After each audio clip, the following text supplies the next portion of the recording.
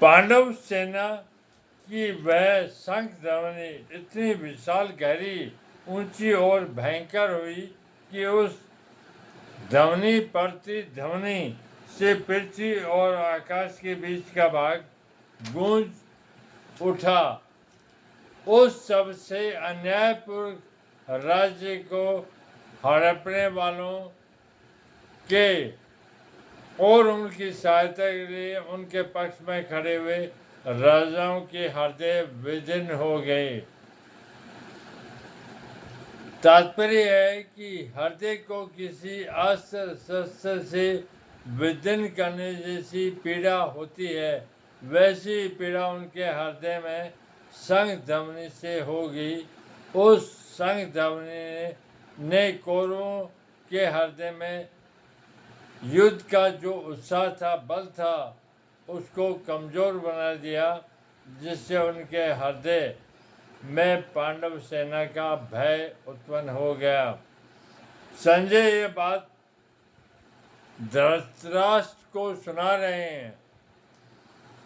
धृतराष्ट्र के सामने संजय का धृतराष्ट्र के पुत्रों अथवा संबंधियों के हृदय विदीर्ण कर दिए, ऐसा कहना सभ्यतापूर्ण और युक्ति संगत नहीं मालूम देता। इसलिए संजय को धृतराष्ट्र ने कहकर तावकी नाना आपके पुत्रों अथवा संबंधियों को ऐसा कहना चाहिए था, क्योंकि ऐसा कहना ही सभ्यता। इस दृष्टि से यहाँ धृतराष्ट्र पद का जिन्होंने अन्यायपूर्ण राज्य को धारण किया, ऐसा लेना युक्ति संगत तथा सभ्यतापूर्ण मालूम देता है। अन्याय का पक्ष लेने से उनके हृदय विदीर्ण हो गए।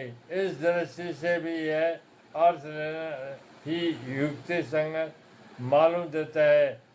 यहाँ शंका होती है कि कौरवों की 11 अक्षौणी सेना के शंख आदि बाजे बजे तो उनके शब्द का पांडव सेना पर कुछ भी असर नहीं हुआ, पर पांडवों की 7 अक्षौणी सेना के शंख बजे तो उनके शब्द से कौरव सेना के हृदय विदीर्ण क्यों हो गए।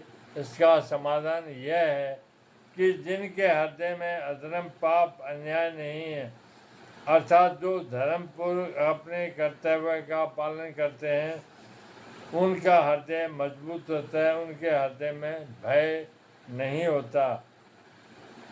न्याय का पक्ष होने से उनमें उत्साह होता है, शूरवीरता होती है।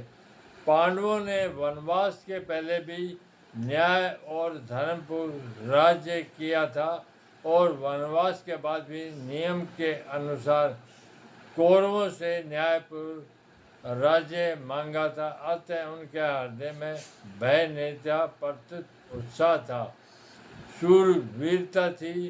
तात्पर्य यह है कि पांडवों का पक्ष धर्म का था। इस कारण कौरवों की 11 अक्षौणी सेना के बाजों के शब्द का पांडव सेना पर कोई असर नहीं हुआ, परंतु जो अधर्म, पाप, अन्याय आदि करते हैं, उनके हृदय स्वाभाविक ही कमजोर होते हैं। उनके हृदय में निर्भयता, निसंगता नहीं रहती। उनका खुद का किया पाप, अन्याय ही उनके हृदय को निर्बल बना देता है। अधर्म अधर्मी को खा जाता है। दुर्योधन आदि ने पांडवों को अन्यायपूर्वक मारने का बहुत प्रयास किया था।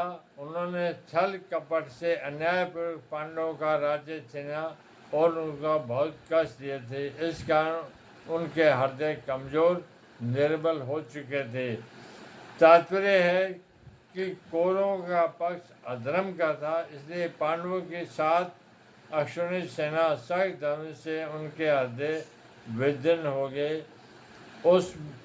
उनमें बड़े जोर की पीड़ा होगी।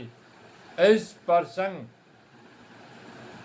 से साधक को सावधान हो जाना चाहिए कि उसके द्वारा अपने शरीर, वाणी, मन से कभी भी कोई अन्याय अधर्म का आचरण न हो। अन्याय और अधर्म युक्त आचरण से मनुष्य का हृदय कमजोर निर्बल हो जाता है, उसके हृदय में भय पैदा हो जाता है। उदाहरण, लंकाधिपति रावण से त्रिलोकी डरती थी। वही रावण जब सीता जी का हरण करने जाता है तब भयभीत होकर इधर उधर दौड़ता है। इसलिए साधक को चाहिए कि वह अन्याय अधर्म युक्त आचरण कभी न करे।